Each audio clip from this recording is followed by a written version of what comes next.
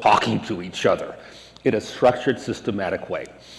I'll let Pastor Mark tell you more about the details of this, because you already have the wisdom you need to know what that is. It's just and your call committee is interviewing potential pay, and this way and that way, these specific ways, are the kind of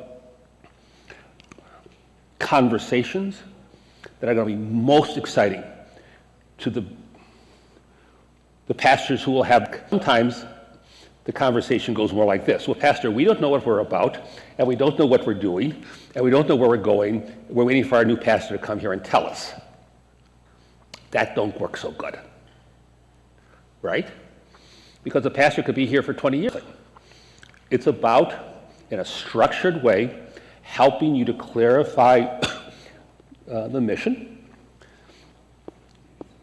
that gets ultimately put into a document called a ministry site profile. It's kind of your resume. Now, another thing, just best practices, when I was an interim pastor, like the first day I was there, would say, well, you need to form a call committee. And my response was, not yet. The call committee comes at the end. The call committee's job is to take that mission, that sense of mission you develop that's captured in a ministry site profile, and find a pastor to do that. There's a couple of reasons for that. Now, there will be a group of people who will be working with Pastor Mark and you to do the study. It's not the call committee. It's a transition team. It's a something else, study committee. Your council is already beginning to think about that and who should be on that, but they're waiting until Pastor Mark gets here, gets a couple of weeks settled, and then begin to put on who should be on that committee. But they're different jobs. The call committee has to be small, nimble, and very, very confidential. The transition team can be any size, often involves many people kind of in concentric rings around the center, helping to do various parts of the study, helping to organize various events. But it's outward facing, it's engaging, it's let's get people to come to the thing, right? Now, there can be some people from the transition team who end up on the call committee. That's fine. That frequently happens. But they're different asks because the jobs are different. So, call committee comes when? Later. But that doesn't mean you're working, you are already beginning to do the study. Your counsel certainly is. The act of thinking through who the interim should be, what they need from that is already part of the process.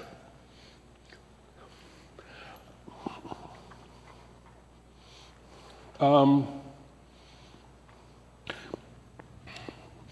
I guess that's another best practice, is for you all to trust the process. God already knows who your next pastor is going to be. It's a problem of finding out who that is. And God works through these kinds of processes, led by the Spirit. So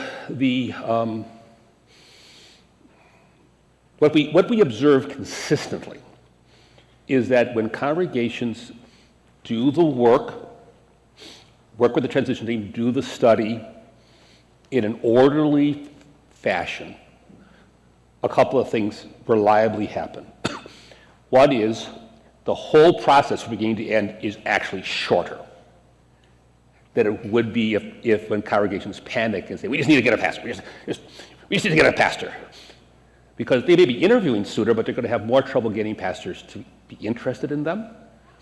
Because what pastors look for in this age, more than anything else, is a sense where a congregation has that sense of what it's about, can articulate it, and there's alignment between what the pastor is about and what the congregation is about.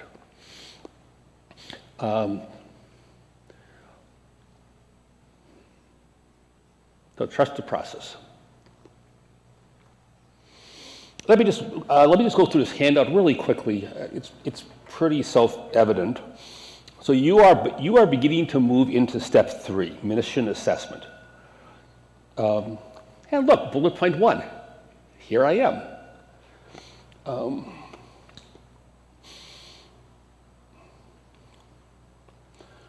The call committee, so that involves a process. You will work with Pastor Mark about the timing of that. The ministry site profile and the call committee is formed. That's another key time when I'll be back to meet with the people who worked on the ministry site profile and with the call committee, partly so I understand what you're trying to express in your ministry site profile, because it's my job to interpret to you to pastors. I'll say a little more about that process in a bit. And then I orientate the call committee specifically to some of the best practices we think there are for the interview process.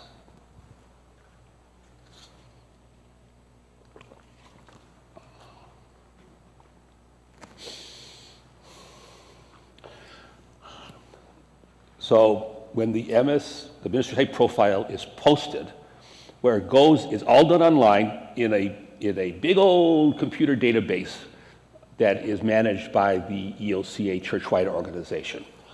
Once the ministry site profile is posted, approved by the council, it's an official council document, and posted, someone hits submit, a couple of things happen. One is there's somebody you put down as a reference recommendation gets an email to fill out a structured reference. Bishop D and her staff review it, and she approves it.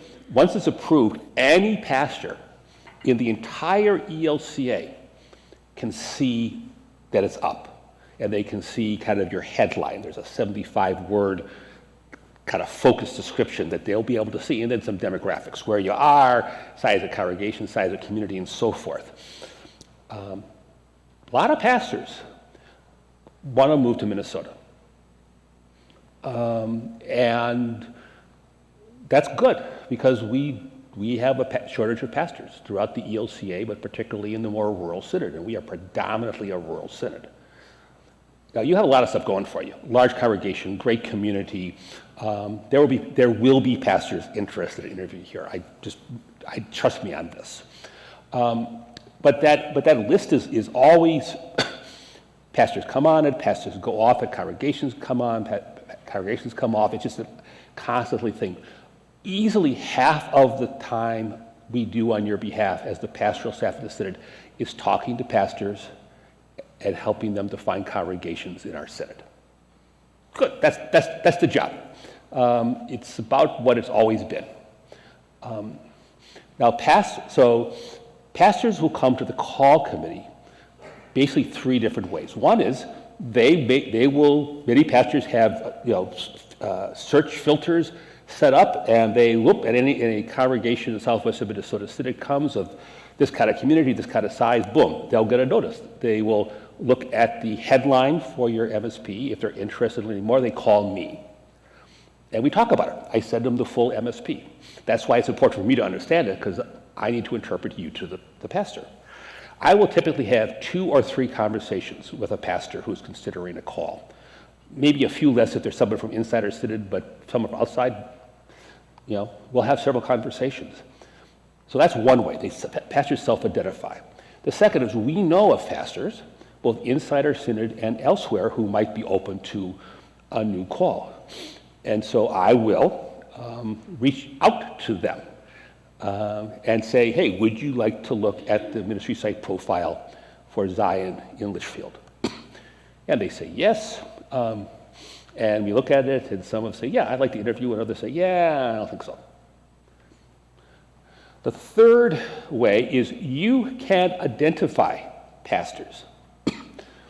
When we're a little bit closer, your council, your leadership will make a form available where any member of the congregation, anybody in the community can identify a pastor that you think might be a good pastor here. Simple form gets filled out, contact information, a few thoughts about why you're recommending this pastor. It comes to me. we follow up on every single one of those. Now, the truth is that most of the times I call the pastor. I say, pastor. Well, first of all, I check with their bishop because sometimes pastors are not able to be moved. We don't bother them. But I call Pastor, Zion Lutheran Church in Litchfield, Minnesota. Someone has suggested that you might be a candidate for their call. Oh, I'll hear I can hear the typing, on the computer going as we're speaking. That's really sweet. That's cool. Yeah, but kids are in school, wife's job, building program. There's lots of reasons. Most of the time, it's an honor and a nice thing, but the pastors are not interested. Sometimes they'll say, "Yeah, send me the MSP." A few of those will get back to me, and we'll talk more. And every so often, a pastor that's been nominated by the congregation ends up being interviewed and maybe the successful candidate. So you have a part to play in this. But what's it? Just a little bit later in the process, but you'll get there. Any questions on process or anything else so far? I have a question real quick from upstairs here. Oh, God, Lord. This is your conscience speaking to you. We've obviously never been through the lost two pastors. Mm-hmm. Is there a specific way that the loss of is handled from the call process? Oh, what you're asking is two pastors have left? Yes. Well, that's going to be something for your study to determine. Right. We have to figure out whether we want to move forward with two, but if we do decide that we want two, is there a process for that? Is it parallel that we're looking? It can go a couple of different ways. Really what the sense of the transition team and the council is. Probably most typically, you'd look for the lead pastor first. And then once the lead pastor's in place, sometimes immediately, the MSP gets tweaked a little bit to find an associate to go with to kind of complement with the lead. Sometimes they can go parallel. That has happened. Sometimes a congregation says, okay, we're maybe looking for the lead, but if there are a clergy couple, we'd be interested in talking to them. And also, don't just think pastor. This could very well be a place for a deacon as the second rostered leader here. Deacons are, it's a new title, but in concept, we've had them forever. They used to be called associates in ministry. They're a rostered leader, just like a pastor, ordained, and they tend to be kind of specialized. Pastors tend to be generalist. Deacons tend to be specialized in an area, music or worship or pastoral care or other things. And they can do anything a pastor can do except preside at the sacraments. So they preach, they do funerals, they do all that stuff. So there are other options. But this is just an observation. I don't know what you're going to end up with. But many congregations who have historically been 2 or 3 pastor congregations are having fewer pastors and then finding like professional level lay program staff. But that's all for you to determine, and we will. You get clarity as you do the study, and we are here to advise. Is that helpful? Yeah. Other questions? Yes, sir. Is there a way that numbers in the church, number of, say, confirmed members in a congregation, when we moved here a number of years ago, this church had 1 pastor, and we went to a pastor and a student. Then we went to 2 pastors finally. But we're about half the size we used to be. My own feeling is, do we need 2 pastors? Mm-hmm. What does the Synod say about something like this? Or do they? Well, what we say is, that's an interesting question for the congregation to wrestle with. But what I'm going to say, but it's not. There was a time we talked about so many members meant so many pastors. We don't talk that way anymore. What we say is, what is your mission? And then what kind of staff configuration best supports that mission? You have this terrific ministry partnering with Lutheran Social Service for feeding people. That's terrific. You are going to want to lift that up. And so maybe you find a deacon who is going to really kind of leverage that into community outreach. I don't know, I'm just making it up here. But generally speaking, we're seeing congregations downsizing their pastoral staff. Part of that is just driven by fewer numbers. Some of that is driven by just a realization that we don't have as many pastors as we used to have. And there's a lot of reasons for that. I'm old enough. I was like the last group that went to seminary. Like the year before I went to seminary, the student, the lottery, the draft lottery came in. There were a lot of folks who went to seminary, I'm just going to tell you this flat out, who basically were looking to a way to avoid the draft. That's cool. I'm old enough to remember back until the 60s when we couldn't build churches fast enough. And we couldn't make pastors fast enough because we were living in a historically different situation. The post-war baby boom, fertility rate skyrocketed. Not just here in the States, but other places too. But there are just fewer kids, fewer young people going to seminary. I've become really fascinated by looking at what we can see kind of how to do church and how to do society in a world where in America the fertility rate is significantly below replacement, even when you figure in immigration. So what does it mean to do church where there just simply are fewer kids?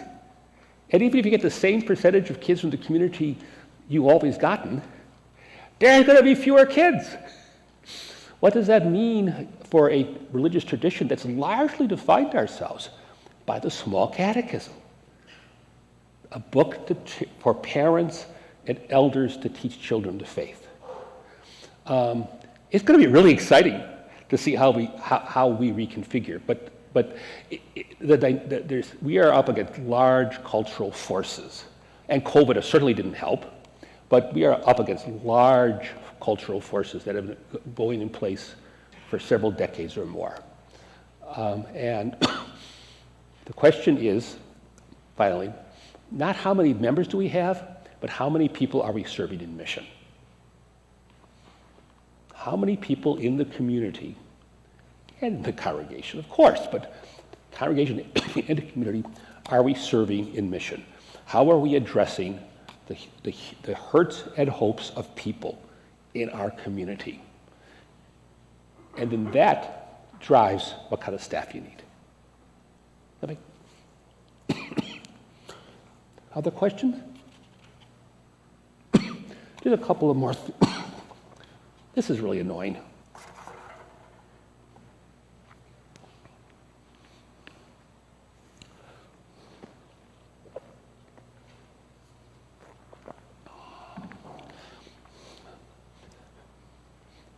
I'm surprised no one's asked me yet about how long this is going to take. I bet you some of that are thinking that, though, right? Well, there was a time in the interim ministry world where the thinking was, the theory behind interim ministry was, they're going to be long. The rule of thumb, this is 20 years ago now, 30 years ago even. The rule of thumb was 1 month for every year the pastor had been there, has left, plus at least 6. Because we don't do that. We don't think that way anymore. We don't do that anymore. That's not what it's about. What we now understand is it's interim ministry is a focus on helping the congregation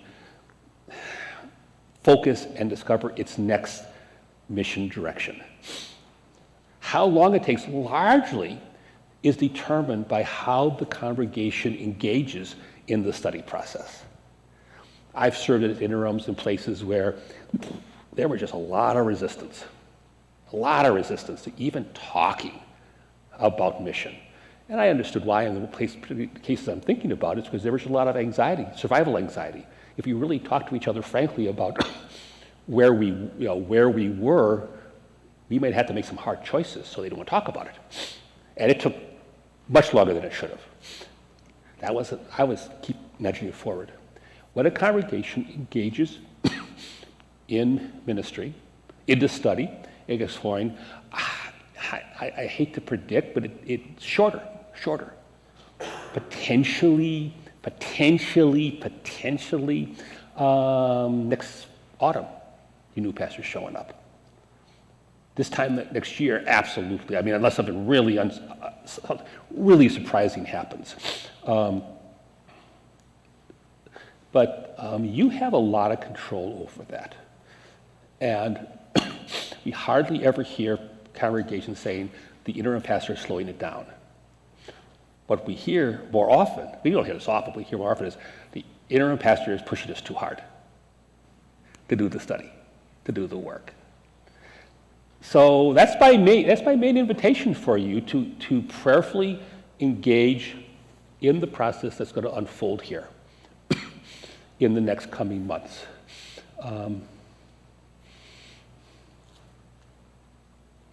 Trust the process.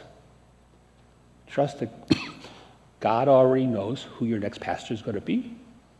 God will bless you with the wisdom and discernment to know what the staffing model should look like, not just among pastors, but everything else. And that this will be a time you come out of it where you're going to feel more energized. So, one more thing, best practice. Sometimes we see congregations, installation of the new pastor, everyone goes, well done, call committee, and they take the next 2 years off. Don't do that. Don't. Really, seriously, don't. When a congregation calls a new pastor, they have a rare opportunity to introduce yourselves to the community for who you have decided you're going to be in the future. So how do you help? You can begin to think about this now, and I've already talked about your council, about beginning somewhere in here to begin to put together a team that will organize this. How do you have a open house, a barbecue in your parking lot, invite the whole community, feed them, because you're so excited about your new pastor. Who is it that's going to make sure that your new pastor, we're going to take the new pastor to the Lions, to the Rotary, meet the superintendent of schools, meet the mayor, the police chief, where it isn't just, well, the pastor makes the appointment, but somebody who knows them says, I'm going to introduce, we're so excited about our new pastor. You have an opportunity here to introduce yourself to the community in a new way. And every congregation needs to do that, needs to think about that. Every congregation is a legend on the community grapevine for something. Even if that legend is, I thought they closed 10 years ago. Haven't heard anything of them for a decade. I'm sure that's not the case here, but don't miss the opportunity to do that. Look beyond the installation of your pastor to what the first month, the first year is going to be used as a launching pad for the next great era of ministry at Zion in Litchfield.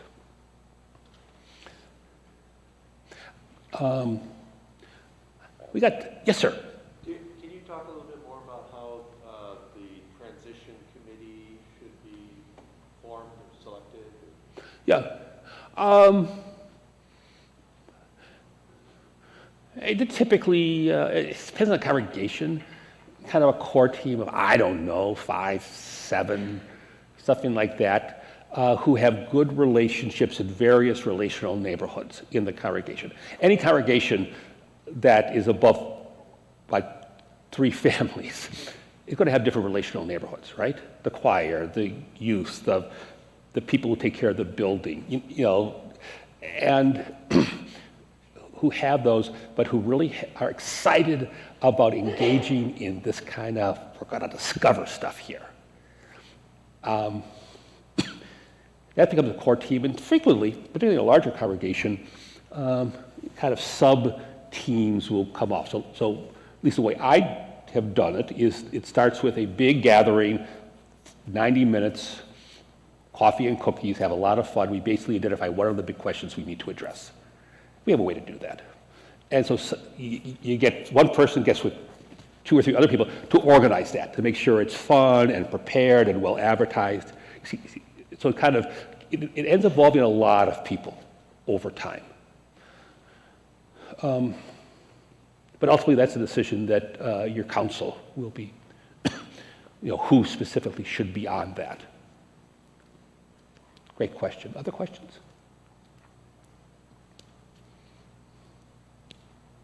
Well, I'm going to hang around for a while because I'm preaching at 10:30. I'm not going to leave Pastor Courtney in the lurch. So I'll hang out. You have other questions, feel free to come see me. I do need to rest my voice. Sure. But let's pray, okay? Gracious Lord, just pray for this congregation and its leaders.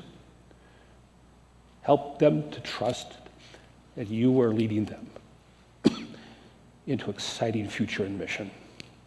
In Jesus' name we pray. Amen.